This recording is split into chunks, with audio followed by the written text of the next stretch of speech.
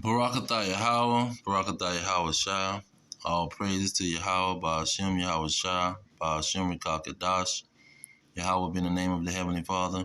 Yahweh Shah be the name of His only begotten Son, who they ignorantly call Jesus Christ. Now, you have these people warning everybody about what's coming in the future and what time we're living in. And all of these things was prophesied in the Bible, and the elect was given the understanding.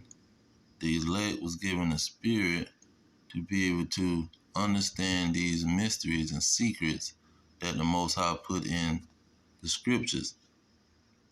So we're going to go into the scriptures and see how he prophesied about these things in detail and focus on this black horse, because this was the horse that wasn't really focused on. Okay, when you go into Revelation 6, mind you, Revelation 6 is talking about the whole from start to finish. It's giving you all the key components of the end of this kingdom, because it goes all the way down to 17, where you have the elites hiding from the Lord, and the Lord coming, the nuclear missiles hitting, and it says in verse 9, the souls of them that were slain for the word of God. See, so it gives you the end, the beginning and the end. But here it starts off with the main point in verse 4. It's telling you who is the adversary, who is Satan. Verse 4 it says, and there went out another horse that was red. Now, it was a nation in the Bible that was a key nation, and that nation represented that word, red. See, let's go ahead and get that and start it off with who is the adversary. Let's see, Genesis 25. Okay. Here it is. Genesis 25 and 30. Okay. 25 and 30. Well, I'm going to come back to that 25 and 30, but we're going to look that up in the blue letter, because that Edom stands for red. Now it goes back to Revelation 6. Then it says, and power was given to him that sat thereon to take peace from the earth, and that they shall kill one another, and there was given unto him a great sword. So it lets you know that power was given to this nation. See, power was given to this nation of Edom to take peace from the earth, see, and to kill. Now, verse 5, it goes into the black horse, but it has how they translated that word is tricky, because it's confusing. Because listen how it words. It say, and when he had opened the third seal, I heard the third beast say, come and see. And I beheld, and lo, a black horse, and he that sat on him had a pair of balances in his hand. Now we know in Job 9:24 it says the earth was given into the hand of the wicked. Malachi 1 and 4 says that Edom is the border of wickedness. So, and this goes on with the same thing in verse 4, where it says power was given unto him to take peace from the earth. So, what is this pair of balances that's in his hand? See, now when you go into the blue letter, look at what he said, what the blue letter subtitle is. The third seal is talking about famine. See, it's talking about famine, and it gives clues when it goes into wheat for a penny, barley for a penny, oil and wine. But it gives some more detail. Let's go into that pair of balances. What is this pair of balances? Look at what these people is hiding under the rock. Okay, when you go into that word, it says a yoke. A yoke. See? Now look at B, metaphor, use of any burden or bondage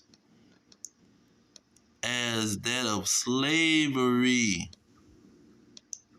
of terrible laws imposed on one. You see, this is what this thing is talking about. And then they put their little tricky word in there.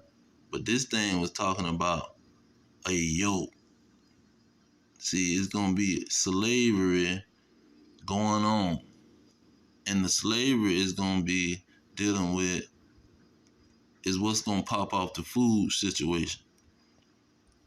See, that slavery is going to cause the food situation where you're going to have famine. And he got the power to cause this slavery situation. Now, let's go back to Revelation. It says, and where is it?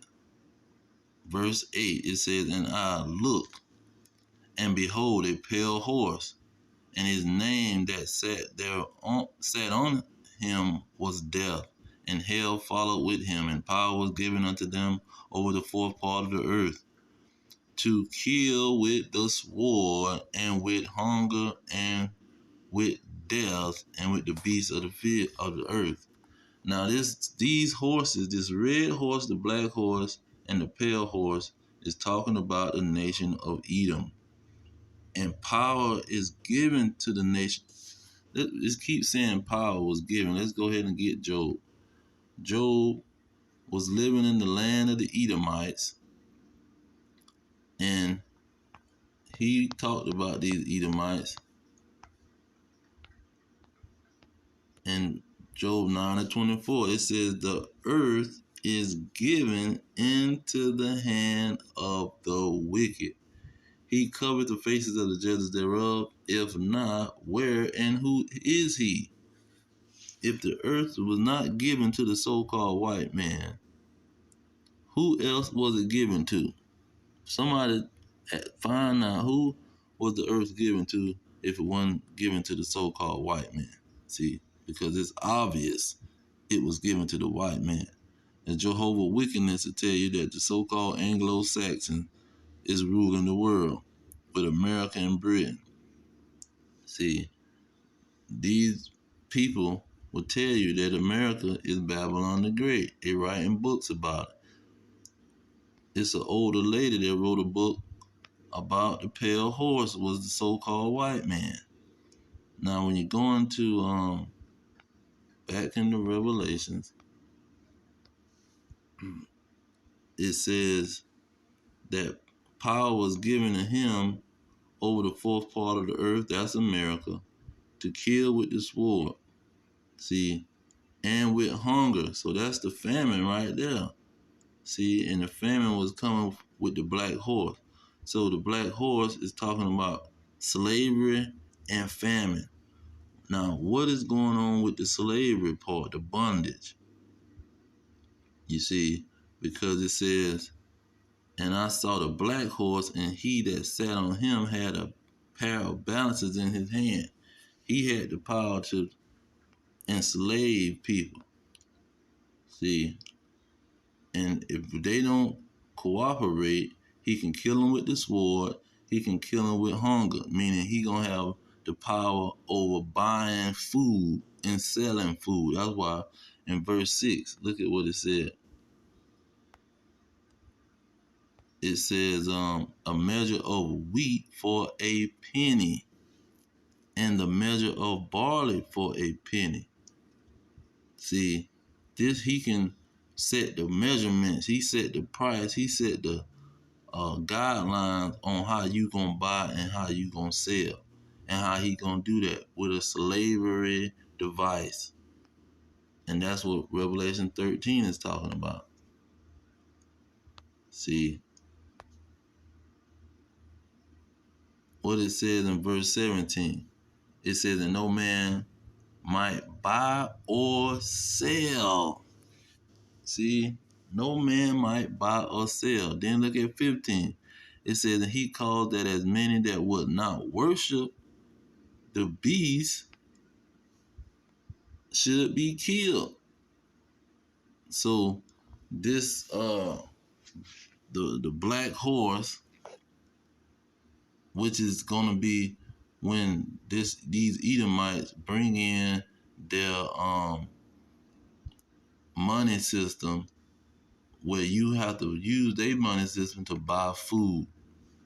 And if you don't upgrade to whatever new money system that they come with, because he can set the balances, he can set the prices, he can set the way that you spend this money. And that's going to be this digital currency that they're trying to come up with now. Now, when you go into, let me get a little bit of that video.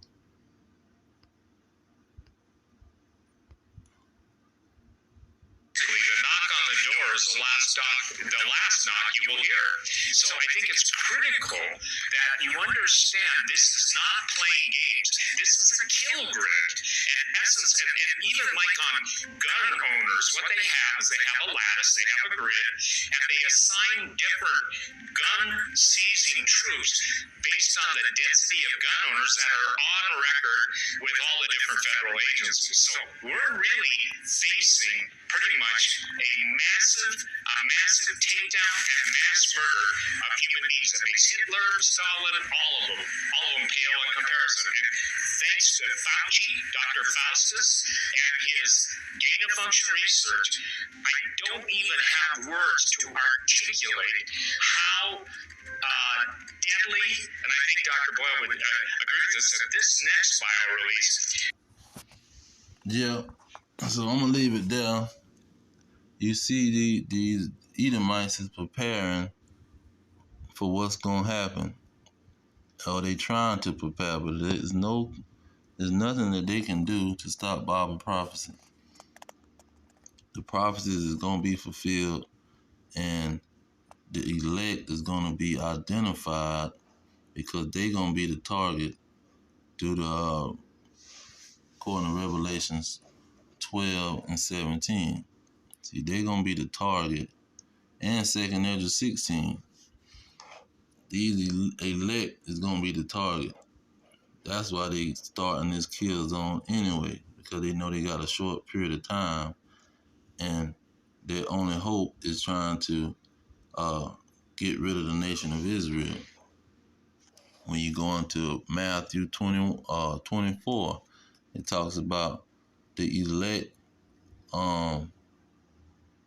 having to be rescued by Yahushua. Because if he didn't come and rescue them, none of the elect will survive. Was Matthew 24 and 22. It says, except those days be shortened, there shall no flesh be saved. But for the elect's sake, those days shall be shortened. And it goes back to Daniel chapter 12. Daniel chapter 12 shows how Yahushua and the archangel Michael got to come save the elect. 12 and 1, it says, and at that time shall Michael stand up, the great prince, which stand for the children of your people, talking to Daniel, and there shall be a time of trouble, such as never was since there was a nation, ever since the Israelites was a nation, even to that same time. And at that time, your people, talking about the Israelites, shall be delivered, and mainly talking about the elect of the Israelites. Every one that shall be found written in the book. See, he wrote an elect number in that book. See, he didn't just say he gonna randomly say Israelites. No, he wrote down and created spirits that he put in that book, and that was gonna survive this second death. Because the first death was the flood. This is gonna be the second death. After this one, if death would be no more for the Israelites. But I'm gonna leave it there. All praise to Yahweh, Ba'ashem Yahweh Shah, Ba'ashem Rekakadash. Double honor to the elders pushing the truth. Peace to the elect worldwide, the blacks, Hispanics, and Native Americans, descendants of slaves scattered around the globe on slave ships and through many captivities. Our kingdom is at hand. Shalom.